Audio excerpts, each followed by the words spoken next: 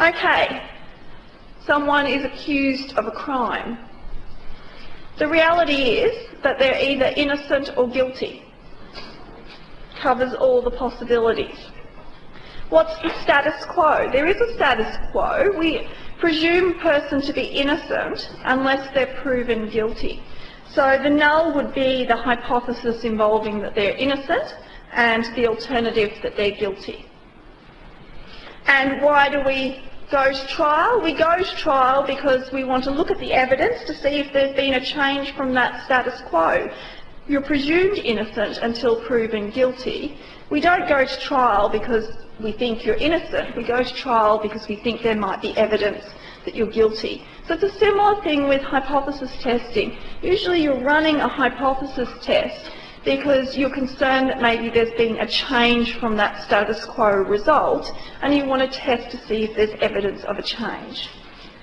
Now, just following through with this a little bit more, because I think it's a nice one to be able to come back to if you're feeling a bit overwhelmed by all the statistical hypothesis testing notation and terminology.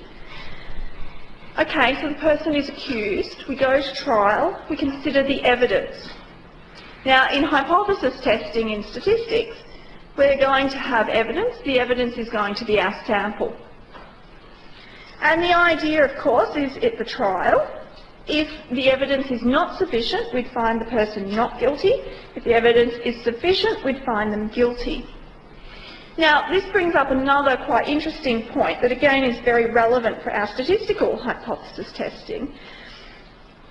The result of that trial, we don't find the person innocent, we find the person not guilty. So we say there's not enough evidence to go against the status quo. We can't actually say we find you innocent, we just say there's not enough evidence to say that they're guilty. Or if there is evidence that they are guilty. Now that's very important in terms of hypothesis testing and the conclusions that we're going to draw. Now, the idea is, and I've written this up for our sort of criminal example, you will be concluding in hypothesis testing with respect to the alternative. You think there's been a change, it's important that your conclusion addresses that issue of whether there's been a change or not.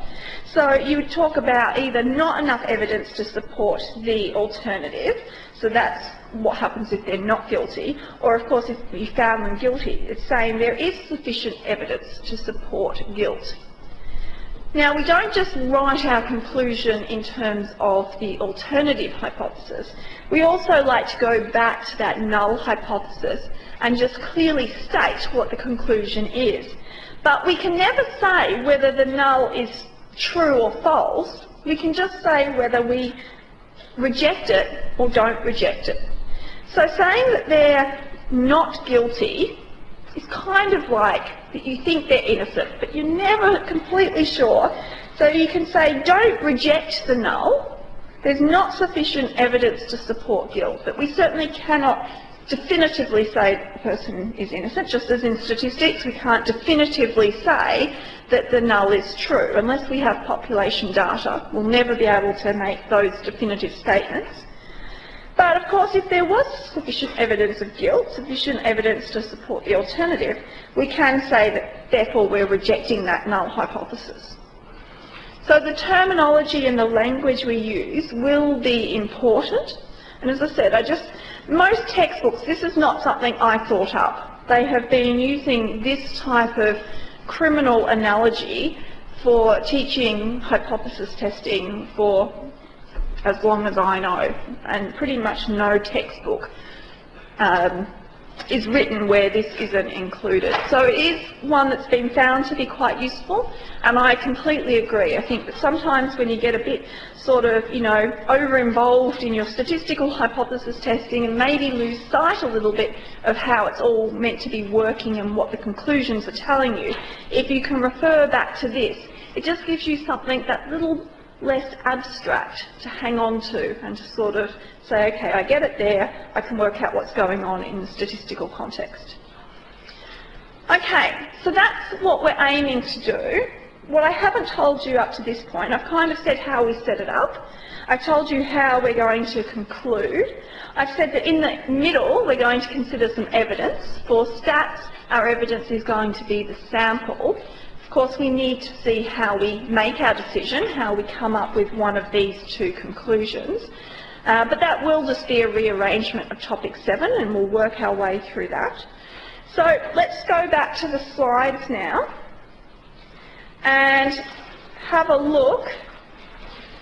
I do have some notes to remind you of everything that we've just talked about, just as I've got some more information about, and some examples about how you set these up, so that we can make sure that we're very happy with the setup, the logic behind it, and then we can start thinking about some of the more technical issues. So it is important today that you have an understanding of what hypothesis testing is all about. Yes, I will expect you to be able to perform these tests and do the calculations, come up with the conclusions, but you need to have the understanding of what it's all about. We're going to do hypothesis testing for means as well as proportions, so no surprises there. We're just continuing on with those two measures that we've been interested in so far. And of course, we're going to think about all the assumptions and theory that goes into this technique as we go through. Now, I started off by using the word claim, and I made a big point of saying that I'm not asking a question, I'm making a claim with respect to the population, and then I test that claim. Now, I like to use the word claim because I think sometimes it's an easier word to relate to before introducing the word hypothesis, but a hypothesis is an equivalent word. We're making a statement. We're not asking a question. We're presenting a hypothesis, making a claim. It's with respect to a population parameter. So we're not making a claim about a sample. The sample will be the evidence to test the claim about the population. Now we're going to look at population means. So maybe I make the claim the mean monthly cell phone bill of Brisbane is $42. That's a claim. I could take a sample and test it. A claim involving proportions. The proportion of adults in Brisbane with cell phones is 68%. I can make the claim, I can take a sample, I can test it. So, things to keep in mind. It is, as we said, a very strict and rigid process. There's no switching things around. The null hypothesis is always the status quo hypothesis. It's the one that we're going to assume to be true, just like we assume a person is innocent until they're proven guilty. It's the status quo, it's the existing position, you assume it to be true unless we've got evidence to prove otherwise.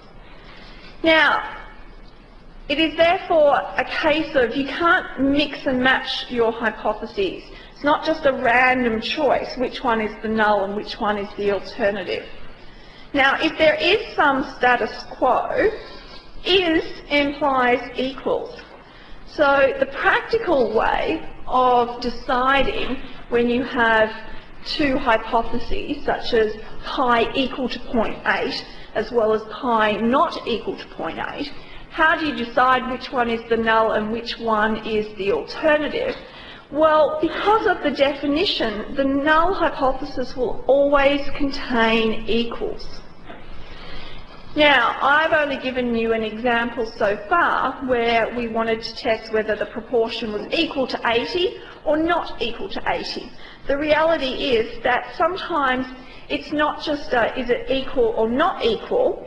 Sometimes we want to look and see if there's been a change in a certain direction. So maybe we want to see if the proportion of dentists preferring that toothpaste has decreased, and so we want to do a less than equal to type scenario. Now we can do that. I will have to give you a little bit more information about how they work, but even if we've got a hypothesis test that has that directional component, the sort of a decrease or an increase, one of the hypotheses will have equals in the inequality, and that will be the null hypothesis. Now, in terms of how we talk about the result, we can either not reject the null or reject it. We never claim the null is true because we can't say that definitively, so we have to be a bit careful with our wording. And keep in mind that the null and in fact the alternative, they're always talking about our population parameter, such as population mean. The sample statistic is just the evidence we're going to use in our working to come up with a conclusion. The actual hypotheses are with respect to the population and therefore the population parameter that you're studying. And we've been through our sort of innocent, guilty scenario. Now the alternative is the complement to the null. So if the null is equals, the alternative is not equals.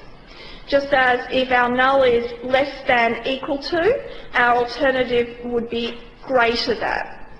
So we must always cover the entire outcome space between the two hypotheses, the null and the alternative, but the alternative will be the complement to the null.